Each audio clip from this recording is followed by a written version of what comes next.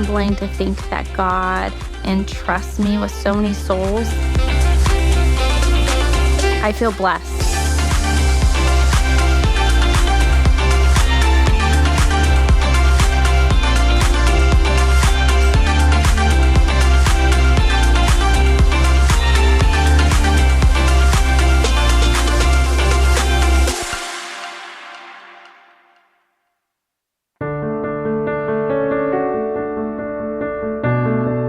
We're the Buczkowski family. My name is Aaron. This is my wife, Savanna. We have 6 lovely children, and 1 on the way in about a month. Santa's from a family of 12, and I'm from a family of 2, just my sister and I. The funny thing about it is that me not having, or just having 1 sibling, I always had a feeling from the get-go that I was going to have a bigger family. Aaron and I both definitely knew we were going to have a big family, even when we were dating. It was always a topic of conversation. He actually wanted 5, I wanted 6. And so we were of the same mindset. I think that's a testament too to just being open to life, and being open to what God brings you. You know, don't get set in a number, but just to enjoy each precious life that God brings into your life. Growing up in a big family gave me the desire to have a big family of my own. I realized that life was much more exciting with siblings to share it with. Well, having a big family and going out in public is always an adventure. It's fun, it's exciting.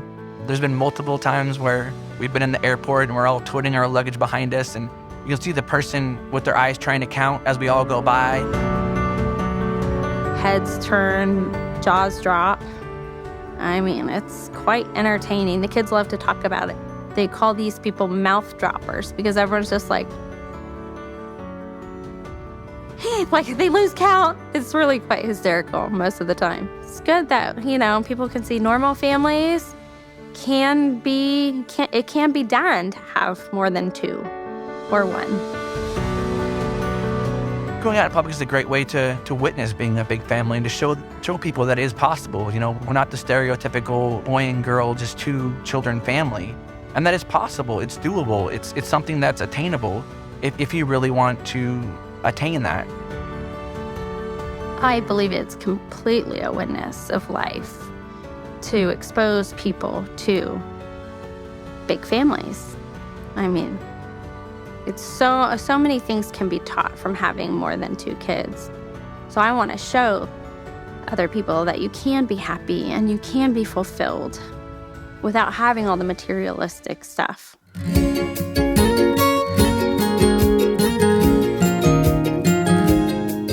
There's numerous challenges with raising a big family. You've got so many different personalities and dynamics to work with. Usually everyone needs something all at once on a day-to-day basis. So it's me trying to figure out what's important and who needs me.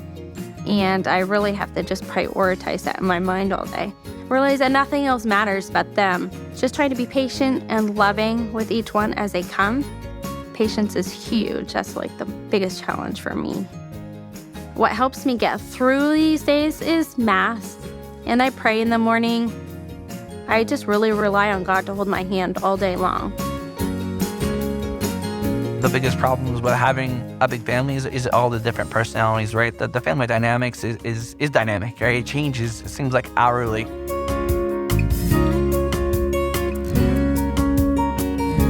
It's challenging to get everybody involved and, like we mentioned earlier, like to cater to their needs or to give them that individual attention. But it's something that you learn to grow within and to adapt to as the number of children increases over the years.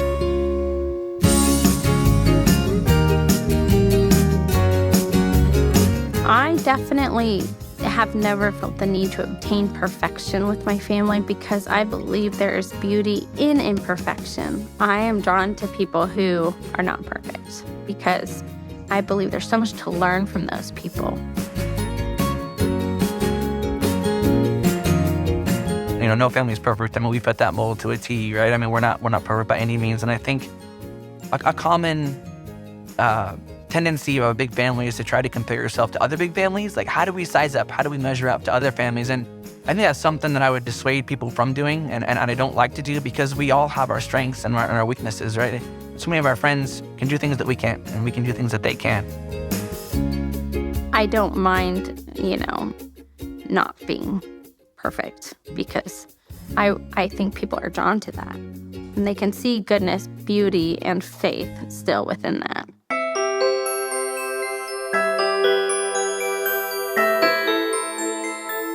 Aaron and I met about 20 years ago. I was 16 and he was 19 at a Catholic wedding reception for mutual friends.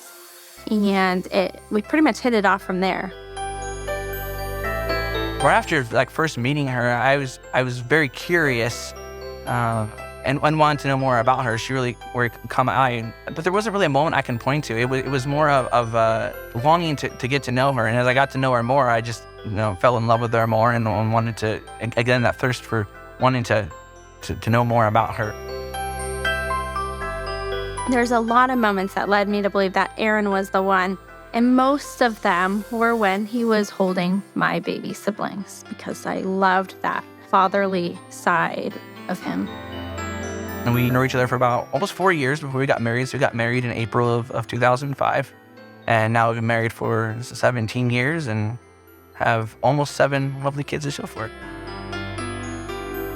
I believe that God led us in a positive direction towards marriage through our courtship at first. So it wasn't single one-on-one. I was able to see him with all of my siblings and see what a good father he would make, because I have 10 younger siblings than me. Right after meeting my wife, I kind of had this intuition that she may be the one. And we were pretty involved with the parish. And so 2 of the things that were really important to us were Mass and Adoration. And those are 2 things that really tied us together through our developing years of our relationship. We did Adoration together every Thursday night. And then we went to 2 different Sunday Masses, but I always tried my best, since I was in college at that time, to attend the Mass that she went to earlier than the Mass that I attended. So make sure we went to Mass together and did as much of the sacraments together as we could. Aaron has so many good qualities. I don't know quite where to begin. Consistency, loyalty, honor, stick-to-itiveness, the desire to be a fabulous father, love his kids as much as I do, and know that he's always on my side. It means that she's a stay-at-home mom with 6 kids, and she's with them 8 hours a day while I'm at work. For her to get up every single morning and not know what's going to happen, and having 6 other personalities to deal with, or events that are out of her control that are going to happen just by being a mom to 6 kids. He works hard every day. He's got a great work ethic, and I appreciate his faith. His faith is right up there with mine, so we are really cohesive in that, and which I love. For her to just get up every morning and persevere day after day, week after week, year after year, I think it's so admirable, just for the uncertainty of what each day is going to bring, and to want to continue to show them the love and care each day. Our oldest, Angelica, is 15, and she is the best helper. She's 15 and loves to bake and be a mom to all her siblings. To be the oldest is a big job. I feel like being the oldest, you have a lot of responsibility. I'm basically a second mom, and it's a full-time job, basically. I do a lot of babysitting for other families, and so it's funny, a lot of the moms that I babysit for, they don't realize how capable I am of, taking care of kids. So, and a lot of our friends have 4 to 5 kids, and so I feel like having 6 siblings, I'm already used to taking care of 5 kids in general.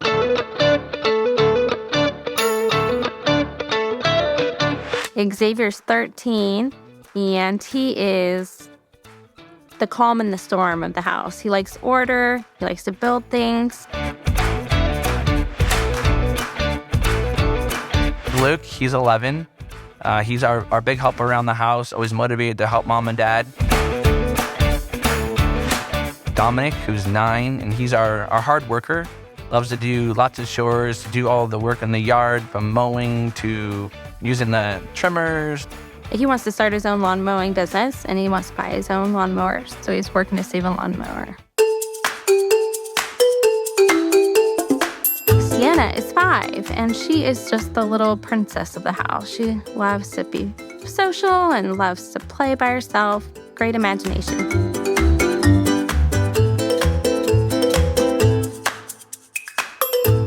Austina is the crown jewel, precocious 2-year-old that everyone adores.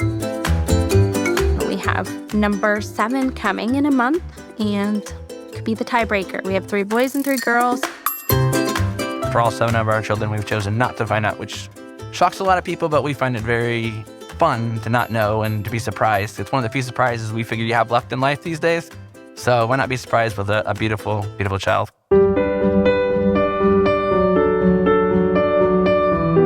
One of the times that we experienced God's loving care in our family was right out of the bat. Our oldest, who's now 15, when she had just come out of the womb, they found that she had a congenital heart defect.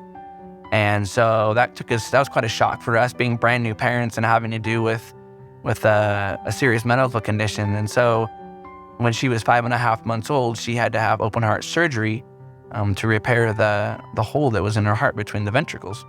And that was a very trying time for us. But again, it was a time where we felt God was there, right? He was there. He was holding the surgeon's hand. He was there at the hospital. We were out in the parking garage praying the rosary, and we just felt him there, his consolation, helping us get through this pretty traumatic event as young parents. That's what I would say would be the first time in our family life that we experienced God's comfort. And another thing that we had happen was August 2018. At my 20-week ultrasound, they couldn't find a heartbeat. So we miscarried a little boy for the first time. I've never miscarried until then. So I would say that was even more traumatizing than Angelica's situation. But he was so cute and he was so little, and I think it just made us realize how precious life is, and it just reinforced why we are pro-life and why we protect life from that very beginning. We named him John Paul Ferrer. We really have a connection to Pope John Paul because he died a week before our wedding. And so we named him John Paul, and we had a beautiful big funeral for him at our parish, and we buried him, so we get to check on his grave, and everyone gets their picture taken probably once a year with him. So that really brought us together, and I know God was looking out for us. We gained so much insight and so much sympathy for parents who have or are undergoing miscarriages, because I never really gave it a lot of thought when my friends miscarried, and I always will regret that.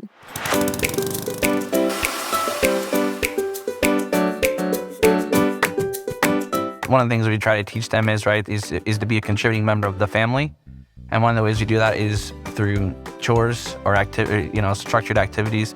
Like we mentioned earlier, Luke and Dominic are our 2 taskmasters. They go to work when chores are on the table. So it also teaches them discipline. It teaches them skills they need for later on in life when we need to get things done in a timely manner.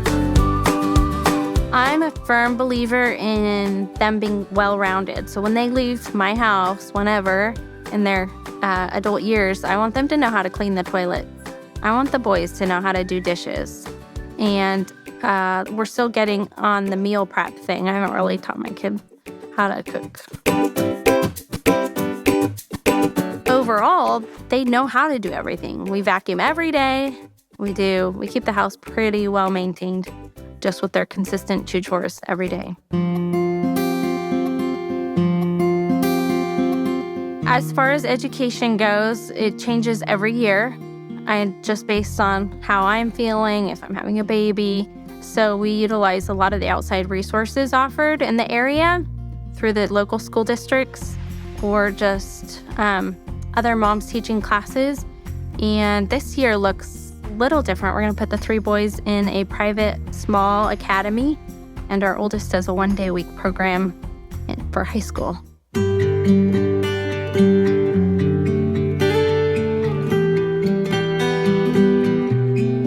We implement a lot of church activities, pro-life activities. We have quite the well-rounded community of friends that meet regular basis for rosary groups. So we maintain, would you say, well-rounded Yes. spiritual life for them? Try to expose them to a lot of different things. Like I said, whether it's rosary groups or family groups or just activities at church, youth group at church, just expose them to all different kinds of our parts of the faith within the family and without the family. Prayer is still fun because we do it with our friends. Rosary group's fun. We've kind of not made it boring. I know every Monday we're doing rosary group with fellow families, or every Wednesday we're doing rosary at another family's house. So I think developing a routine is really important so the kids get a nice solid structure, and then they're just in a daily routine. They're just used to having a different activity that fosters the faith.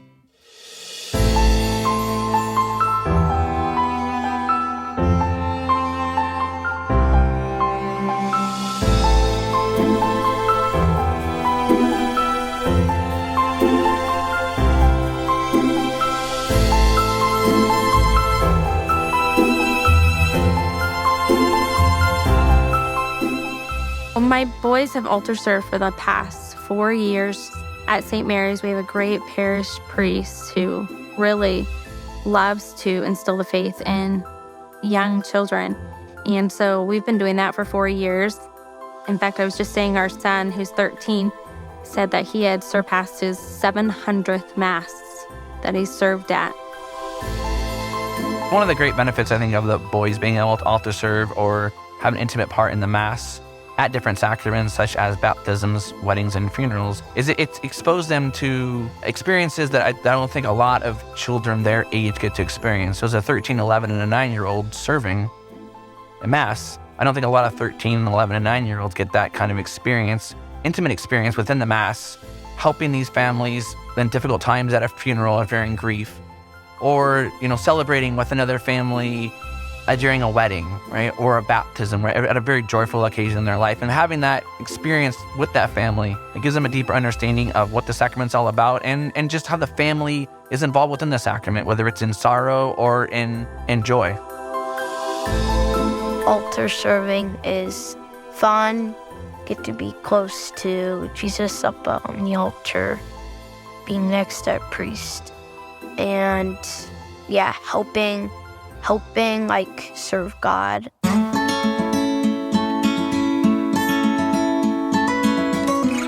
So I would say, spending time with each children obviously is a big chore, right? It's a big task to undertake to give each of the children their desired wants and needs, obviously within a big family environment. So my wife and I try to every once in a while take maybe one child or 2 children out at a time and give them that one-on-one or small group attention that they desire. So we'll either go like a movie or go to the golf green, putt balls, or go to the park or whatever, and give them that small group environment or individual one-on-one attention that they so desire. But within the family structure, it is very challenging, and it's one of the fears you do have as a parent, right? The more kids that you have, the farther you get stretched, and so it becomes more and more you have to go over a diligent effort to give each child their own special attention.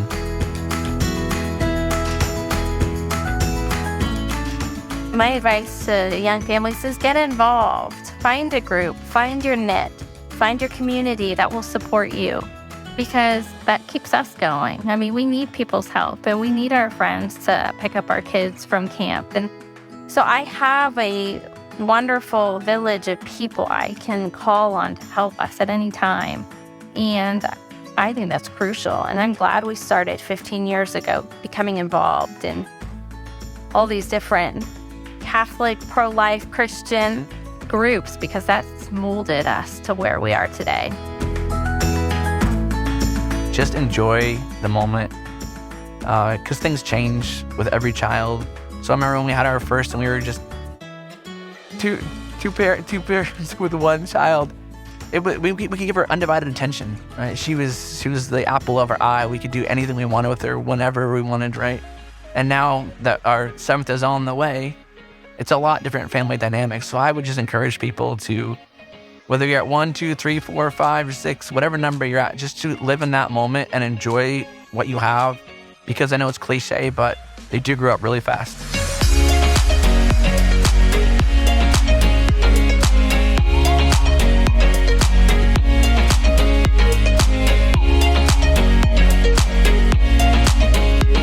We are the Buczkowski family, and we are joyfully big!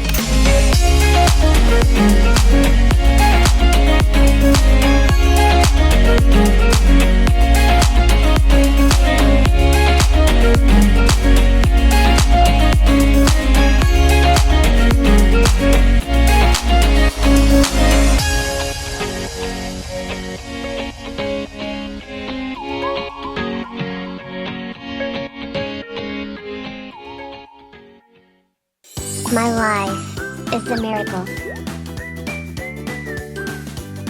Every child has a story of God's love to share. Shalom world, tune into God's love story.